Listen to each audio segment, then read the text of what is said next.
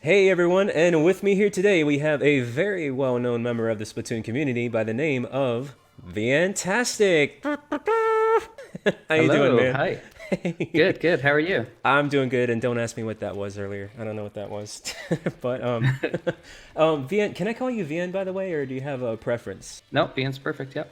Well then, Vian, thank you so much for sharing your time. It really does mean a lot, man. Yeah, my pleasure. All right, now for the record, I'm not going to ask you anything super personal or invasive, so we'll just keep things on a mildly professional level here. Mildly being Mildly. the key word. Oh, Yeah. boy. So that said, let's just start with a few more questions you've probably already answered before, but just to kind of ease our way into things and also give some insight to those who may want to know more about just who you are. Okay, well, let's just really break the ice here. And what is your social security number and date of birth? No, I'm just kidding. Just kidding. No, but for real, what inspired you to start your YouTube channel? And was there ever an inkling, bad joke, the outcome and support would be as incredible as it is today? Well, to answer the second part, definitely not. There was no way that I would know that I would get to this point or have this kind of support. It was really just I stopped working at my previous job, but while I was working there, I tried uploading my first video, which is still on the channel, and loved it. And I thought, okay, well, I'm dedicated to my job, but if anything ever happens, I'm going to switch over and do this full time and give it a shot. Sure enough, when I did lose my job, I had about a year of savings, just in case. So I thought, okay, well, this is the make or break then. I'll spend a year on this, see if I like it. By the end of the year, I loved it, and it started turning into something that could support my living. And then I thought, okay, well, if I'm loving it and it's it's supporting me, then I'll continue to spend all my time on it. And yeah, to go back to the second part, I couldn't be more surprised now, looking back and thinking that I wouldn't have grown this much. And congratulations, by the way, on 100,000. Thank you. Yeah, well, especially the check mark. That was the biggest thing with all the fake me's running around. The fake Viantastics. Oh man, even I felt bad for you. I was like, what is going on with this tomfoolery? And the worst part was the chance that they might say something that I might not want to have said. Like something demeaning or... Right, and they'd be like, oh, Vian, you said this to me. No, I didn't. Yeah, remember? Here, I got a clip. I'm like, should we shoot? Did I? I don't remember saying that. Now there's a check mark that, when something bad is said, I can, yeah, that was definitely me. Yes, you are a doorknob or something. I mean, they could still do it, but they got their work cut out for them now, I'd be impressed. If they do it, then I guess I owe them 50% of whatever company I'm making. So what was it about Splatoon that really caught your attention and somewhat making that, I guess, the primary focus of your channel? I know you do other stuff too, but... Well, I wasn't actually a Nintendo fanboy at first. I was more into Sony growing up. But my best friend in real life, he loves Nintendo products. He's a big fan of Smash, and I'm okay with it. But when he told me about Splatoon, I'm like, oh, okay, right. It sounds kind of silly, as most people think when you hear about it. But when I saw it on TV in a commercial format for the first time, I thought, okay, I fell in love with it as soon as I saw it. Which sounds really sappy, but it's nothing but the truth. And I ended up buying the Wii U solely for that game, which came out shortly later. And I was working at the time, mind you. The first year of Splatoon 1's released, I was still working at the previous job. And I just loved it. I would spend all my time not working doing this as just for fun, just playing games. And then by the end of it, that was one of the reasons why I even started thinking to create on YouTube, because as I played the game, it started kind of getting a little bit boring. So then I tried to get into competitive, and I suck at the game compared to the competitive scene. So that just caused stress, and I'm like, oh no, I don't want this game to die for me. I need to reawaken the passion. So I started looking online. I saw some funny videos from a lot of YouTubers, Splatoon YouTubers, and it kind of got me inspired, because I'm like, well, maybe I can add my own 2 cents to this pool of creativity and here we are. I'm still loving. And one thing I can take away is the theory that me kind of getting in with the community would reawaken that passion for the game was very much true looking back.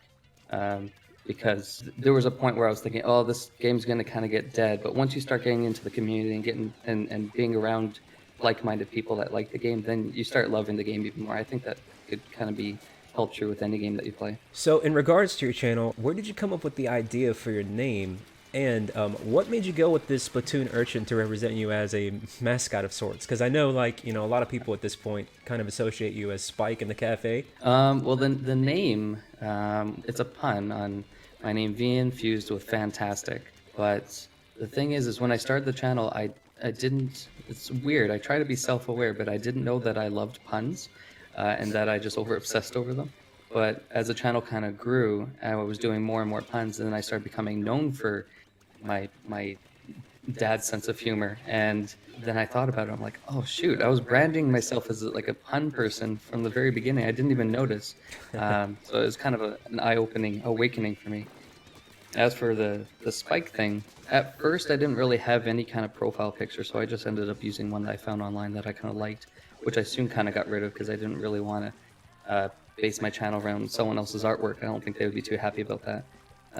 But it was a picture of Spike with a little inkling on the back, and I kind of liked it. I think the only thought process was I like having the idea of like a dual personality, like you have the adult in you, but then you also have this little child part that likes to play games and be goofy, and you can be mature and immature at the same time. So I liked how it was a picture of Spike with a squid on the back, and the squid would symbolize the kid in me, and then the Spike would obviously be a more adult, mature person. And I think the fans just seeing the picture all the time, they started associating, oh, you must be Spike, or you're the squid. And I thought, well, why not both? And then it just kind of spun from there. I just kept on going with the gag. It's really, now that I think about it, after saying all this, a lot of my decisions are just based off response from the fans, seeing what they kind of picked up on. I'm like, sure, yeah, that works. Hey, I'll tell you what, though. I was watching your Splatoon with Mario Sounds video the other day, which was awesome. And by the way, everyone, you should check it out if you haven't. But it dawned on me, what is a video idea that both didn't work out quite as well as you expected, and then on the other hand, one that kind of exceeded your expectations? Well, the first thing, when I think of a video that I regret, but at the same point I think was necessary, was there was a game called Mario Run on the mobile, and I played that. It was kind of my first stab at commentary because I started realizing that I really wanted to get into doing commentary on my channel. So I ended up buying the mic that I have today and tried recording. Mind you, my commentary was atrocious, but I knew that I had to practice and I had to put it out there or I wouldn't get good at it. Now looking back, I cringe. It's still on the channel, and some people kid that they want me to make more, and I'll never go back to that because it would just be such a gap in like the commentary style. I was just so monotone and boring. Well, I mean, you're doing pretty good now, though, your commentary. True. And I guess that's why I don't regret doing that, because if I didn't do that series, I might not have opened up the way I have now and kind of learned how I want to control my voice when I commentate. As for a video that exceeded, I guess, my expectations, I would, because you mentioned the sound series with the Mario sound effects, I think the first thing from a while back was it was a variation of that. It was Splatoon with Zelda sounds on it. That one, I think, was the first time any video exceeded my expectations, surprised me, because it ended up getting a bit more outreach than just natural organic growth. What had happened was somehow a Zelda fan website publication thing had found it, and they loved the idea. So then they ended up featuring it on their website. I had this huge surge. Mind you, it's not huge in relation to today, but at the time I was like, oh my god, I was like, wow, 1,000 views or something. It blew my mind. And then as I checked my analytics, I saw where it came from. I thanked them to no end. I think that was the biggest surprise, because I thought it was just going to get the same amount of views as any other video. Mind you, it's sad because that's one of the only ones that is demonetized, but Oh, man. it really surprised me. But you know what? Nintendo's done a better job, actually, in all honesty, with their creators and being more lenient with that whole policy. They have. I'm glad they did that too. It's good for them. It's good for us. Yeah. Well, I guess digging a bit deeper on this, what would you say has been your favorite experience with the process overall since you first started your YouTube channel? I'd like to say the creation process, but there's a little shot of like happiness and excitement that you get when you've been working on a project for a long time privately, not telling anyone, and then you just kind of publish it, show it off to your fan base, and then you just start looking through the comments. It's a nice experience. It's kind of like I like to compare it to having like a little cousin or family member, and you make them a gift or buy them a gift, you wrap it up, you make it pretty, and they have no idea, but then they open it for the first time, and you see their face light up as they see it. That's got to be the most pleasurable experience out of this whole thing that kind of keeps me going.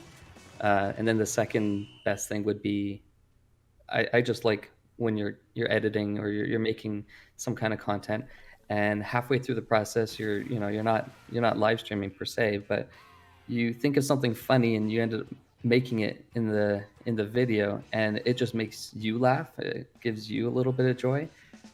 Some people might not even get the little like hint that you put in the video or anything like that, but it kind of that helps motivate you to continue editing throughout the rest of the video because of how tedious it can be. I think those two things are the things that keep me going in this job. But here's a fun one. What would you say is the thing that you get asked most by fans? Now, for example, I often get asked, are you really bald? Or do you play Fortnite? Or things like that. But I just want to say, my money is on either face reveals or Bridget's whereabouts. Go. Yeah, recently it would be anything. Where is Bridgett? What happened to Bridgett? Face reveals have kind of died down. I think Bridge is probably the correct answer, but I think interesting thing that I found out is the more I address something or the more I kind of acknowledge something, then the louder people get about it. So when I kind of joked, if I joke around about a face reveal, then that's when people start asking about it, but then they soon forget about it. As soon as I start joking around about Bridgett not having another video yet, then people start becoming more vocal, or if I mention her in a video briefly, then that's what usually triggers it. So I think yeah. So the comment section is going to be when is Bridget's face reveal? But yeah, I think it adjusts over time. Currently, though, it has to be Bridgett. Could be for the lack of my knowledge, it could end up being the most requested thing by far. Well, I mean, where is she? She's with Off the Hook. I don't know. Okay, well, at least she's in good company. So yeah, true. I think it's safe to say this Splatoon has meant a lot to you, but putting you on the spot here, what are some of the games or franchises that you'd say have also made a big impact on you as a person? If it helps, we can just narrow it down to like maybe a top 3. Yeah, that's a good question. Well, as I said before, I was a Nintendo fan. I was PlayStation mainly because that's when you're a kid, you don't buy what you want. Your parents buy what they want and can afford for you. So we had a PlayStation 1 for the longest time, and I think that was a big thing in what shaped my personality, because there was one RPG game. It was a JRPG. It was called. There's two of them, but I think the biggest one was called Grandia, or Grandia. I don't know how to pronounce it, but it was about, just briefly, it was about a kid that kind of goes on a journey, moves out from his mom, goes on a journey, meets his friends and things like that. And it was just a huge journey-inspired game. And I think at that young age, I never really thought of that type of thing. I always thought, okay, well, I go to school, I come back home, there's no outside world. This really started opening up my mind that there's a whole other world. There's many people, there's many cultures. I think that game really inspired me to think like that too. Really made me a little bit more open-minded, I'd like to think. That would be one game. Splatoon's got to be one of the 3, if I'm allowed to put that in there. You can. Okay, yeah. Splatoon's got to be second place then. That's definitely shaped a lot of my life in the past couple of years.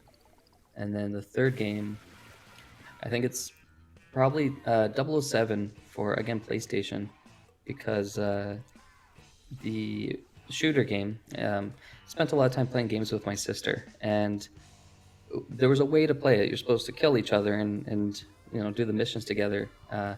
But no, we didn't do it that way. We would just be in a map, just her and I, and she would just run away from me and hide, and I would give her like a few seconds, basically like hide and seek, and then I would just start launching missiles and try to find her and hunt her down. She really loved evading me, and she was really good at it. And I really loved just tormenting her in the game.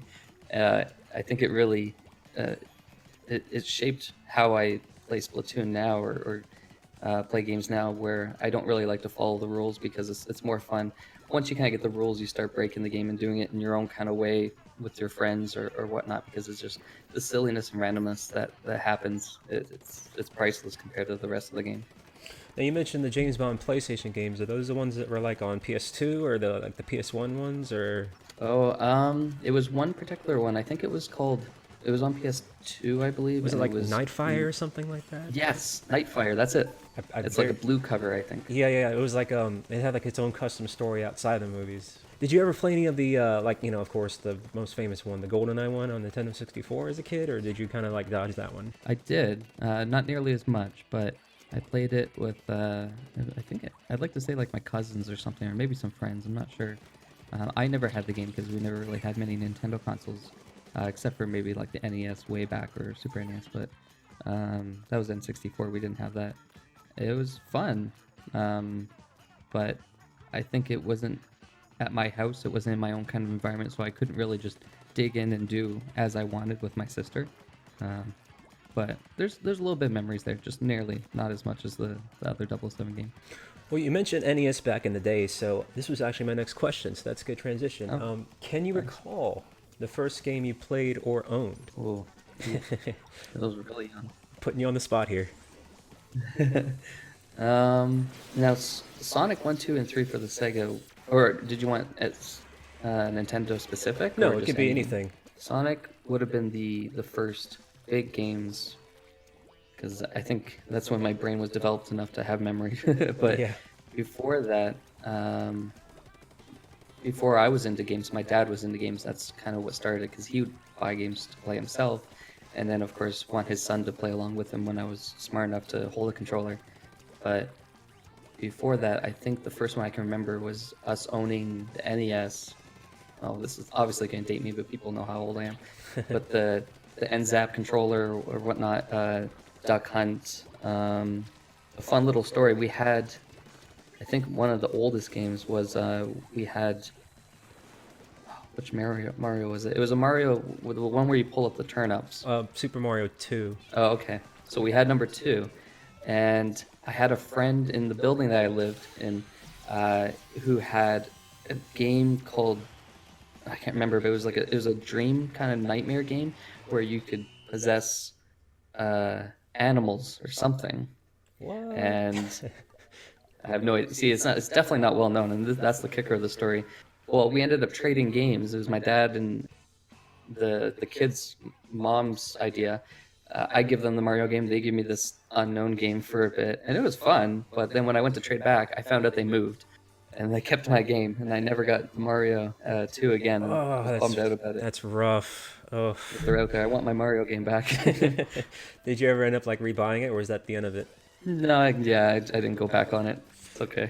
Oh man. Well, I guess a good follow-up to that would be, because you mentioned a few consoles there. You mentioned PlayStation and even a Genesis. But what would you say then, if you had to choose, is your favorite video game console? I think it's just based on nostalgia, and my experience would be the PlayStation 1, because that was a good time for my parents to just buy a bunch of games. My sister and I were playing a lot of games. There was so much variety because we were just going crazy. And that would probably be my subjective opinion. And I can understand that too. So like, I wasn't really going to ask this, but so are you mentioned JRPGs before, so you're pretty much a big RPG fan, right? I used to be. Not so much anymore, because for some reason I can't just sit down. I guess maybe just interests have changed a bit, but back in the day, it would be fine to just sit down and play for hours, for weeks, for days, for months on a game, depending on how slow I was at it. But now I'm a little bit more, I guess, shorter attention span, so I can't really dig into an RPG as well as I used to be.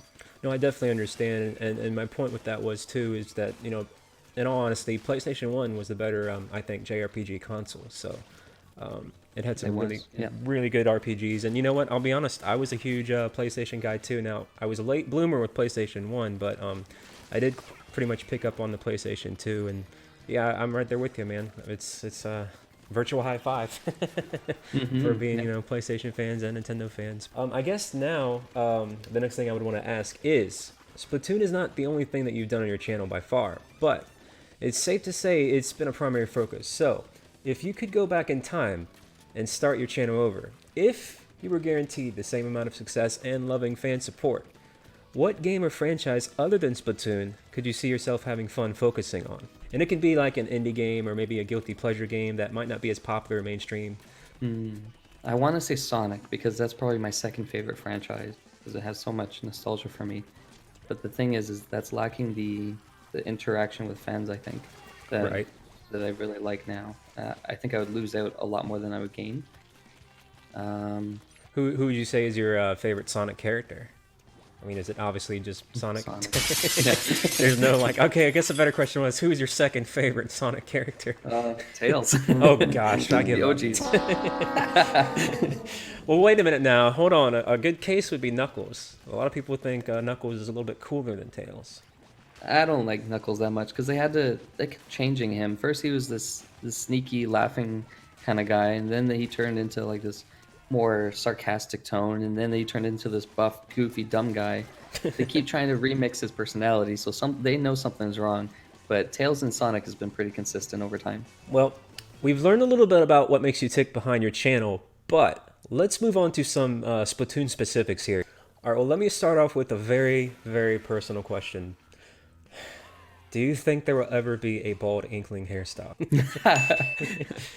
I don't think so. Yeah, I don't know. That would actually be kind of creepy. Break it to you.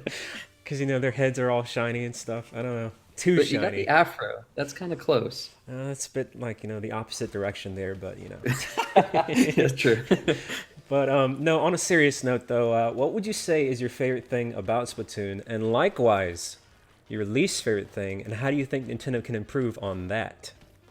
I think the best thing about Splatoon is how kind of silly it is, and that could be just my personal perspective, but it's not really taken too seriously. You can take it seriously. It can be like a really hardcore kind of shooter for people that are competitive, but it mixes that well with a very silly, colorful, friendly kind of vibe that I think is approachable to everyone. I think that's the best thing it has going for it, as well as the whole mechanics. I'll never get over the fact that you can go in the ink, go up walls and things like that. It blows my mind every time I do it.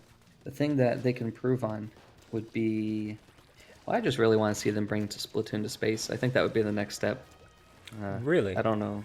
Yeah, I don't know if it's limiting them, the console or their hardware or anything like that, but or they don't want to put that much effort into it. But the whole idea of low gravity and shooting and climbing on a ceiling. I played a game recently where it was similar to Splatoon, where you shoot sticky goo everywhere, which will be on the channel at some point. But you can walk on the ceiling, and that just it was bonkers to me. I thought, oh, why can't this be in Splatoon? I want to be able to swim on the ceiling. That'd be really cool. Maybe in a lower gravity environment where you can only stick for so long. I think the potential's there. Other than that, I can't really think of anything else that they could improve on the already existing formula that they have. I think they got it going pretty well. Do you think maybe they could benefit with like either you know, some form of game mode, or where they could allow more people to play or less people? Or well, I think I'll give them credit to say that it's probably just a hardware or kind of maybe even a bandwidth kind of limitation for them because they don't use servers. But yeah, if they could find a way, I think that they would really benefit from, you know, maybe not a Fortnite Royale 100 Inkling and Octoling battle, but maybe doing an 8 versus 8 on a really big scale map could be really interesting. But I think they already know that, and that's going to be something that they'll work towards in the future. I was thinking more of like the whole, you mentioned Battle Royale, like 100 Inklings just going hog wild. That'd be crazy. Oh man, that would the be last Inkling alive. Imagine like a massive ink storm. That'd be cool. That'd be really cool. They could do it for sure. Well, I guess another good thing to ask would be Splatfest. They're awesome, you know, everybody likes them. However, from what you've seen so far, do you have both a favorite and a least favorite Splatfest theme? Dog versus cats, I think, is just maybe more nostalgic, but that's always the first thing I think of. when I think of my favorite themes, just because that was one of the first ones. It's It really also kind of set the stage. yeah, it's also a timeless question. Dogs or cats? It's true. Yep. A lot of them are. They're really good at picking the themes. But I think the best one, it's very mainstream to say this, but it would have had to have been the in Splatoon 1 where they had Callie versus Marie. Mainly because of the idea that they carried that over into the second game. I think that was an ingenious idea where they ended up picking, or Marie ended up winning. So then they used that to kind of give initiative to Callie to kind of join the dark side with DJ Octavio. I don't know how they planned that in advance or if they kind of just went with it, but I think that's what made that Splatfest memorable. I'm pretty sure they're going to copy that same formula. What about a least favorite one though? The Teenage Mutant Ninja Turtles, just mainly because it was so tedious. There's 3 of them, and it took, everyone knows this, it took away the magic from it. We like the exclusivity of it. Same thing with Salmon Run when they have it always open, and then it's just inconveniently not open for an hour or something. It's infuriating. You either should have it always open or have it a little bit more sparse to kind of make it more of a big deal, I guess. Well, actually, it's funny you mentioned the Callie and Marie one from earlier because my next question is Oh, this one's pretty big and controversial, so you got to prepare yourself. Are you ready? Take a deep breath. oh, okay. I'm sitting. I'm ready. 3 parts: Pearl or Marina, Callie or Marie, and finally, Judd or Little Judd. Oh, and I got to pick one from each. Yep. Okay. I think Marie. I like her. I hate to pick between the two, but if I have to, I'm gonna pick Marie. Just because she's a little bit more sassy. Callie's too vanilla. I need more complexity than that. Pearl or Marina? That's tough. It would have been Marina, but after what went down with her and seeing Pearl save the world too, I think I'm gonna have to. Oh, people are gonna hate me for this. I'm gonna have to pick Pearl. I hate you. Well, you know what? I don't hate you. Virtual high five. Mainly because of the concert recently. She did an amazing. That pop off at the end was so good. And then I just like her like energy. She brings a lot to the table, and she gets a lot of unnecessary hate. I see it now. And then Judd versus Little Judd. Definitely OG Judd. Pick Judd because Little Judd, I feel like I can sympathize with Big Judd. I'm stuck in the cafe being Spike, and Merch is going and taking over the business. He's a scammer. I think he's like eating the snails or something. There's something weird going on. I would never do that. So yeah, I think Little Judd's doing the same thing, and I kind of sympathize with. I hope Little Judd kind of gets out of the equation so that Big Judd can have his job back. It's a tiring job. He's sleeping all the time when he's not working. So if you were an Amiibo, what would your special perk or benefit be? And it can be for any game. It doesn't have to be Splatoon.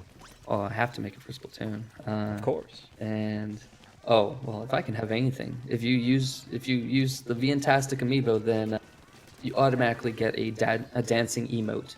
I don't know how you activate it, maybe left or right on the D-pad or something, but you can just start dancing in the middle of the match, in the square, wherever you are. It doesn't matter. Do you think they will ever bring emotes to the equation? I think so, because a lot of the features that they there's some things in Octo expansion that I saw that they brought, or even weapons that they were kind of hinted in the previous game, such as there's a weapon, the Blobber, where the bubbles are bouncing around, and when you play the single player of Splatoon 2, there's an enemy that kind of has those kind of bouncing shot mechanics. I think that if history repeats itself, that's kind of what they do is they test the waters. Okay, they test the waters with something, and then if it's successful, then they do more with it. And that relates to like dancing and emotes and stuff. Is in Splatoon 1 and I think maybe even in Splatoon 2 had poses, but in Splatoon 1, a lot of the commercials and trailers that they did for updates and whatnot, they would have Inklings dancing. So I know their mindset is in that kind of area, and I think they're just kind of holding out and bringing that in when they think it's the best time. You've been around Splatoon far longer than I have. In fact, at this point, confession, I've never even played the first Splatoon because I was a late bloomer to the franchise. But since you have been around longer, what would you say has been your favorite part about Splatoon growing in both popularity and as a community over time? I like how the community kind of evolved. It's I think the situation was perfect. Uh, the Wii U was a little underwhelming with their sales, so it kind of nipped Splatoon 1 in the butt. Uh, though that made it so that anyone that did play it, they were most likely diehard fans that just fell in love with the idea.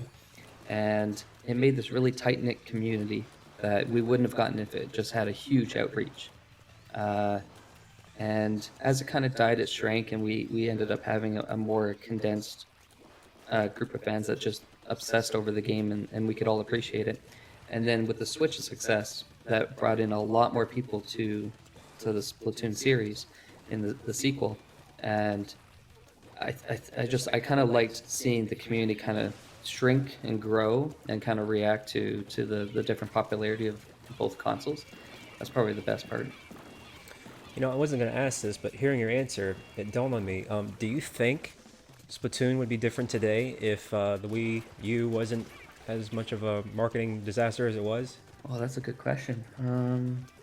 I think if the Wii U was successful, the Switch might not have happened. I think that was an accomplishment made from a mistake that they made with the Wii U. So I think that would affect the game as well. I'm not sure how though. That was a dead end question or answer for me. Well, yeah. No, it was just on the fly. Well, speaking of things that may or may not happen, Splatoon 3. Do you think it'll happen? And if so, when do you think it'll happen? Will it be on the Switch or something else? I think it'll happen, but I think we're gonna get DLC before more DLC like the Octo expansion before we get Splatoon 3. It'll probably be paid. I think they made the first one reasonably priced and everyone loved it. But the reason why they wouldn't just go and make a new game just yet is because I think they want to extend the lifetime of the Switch.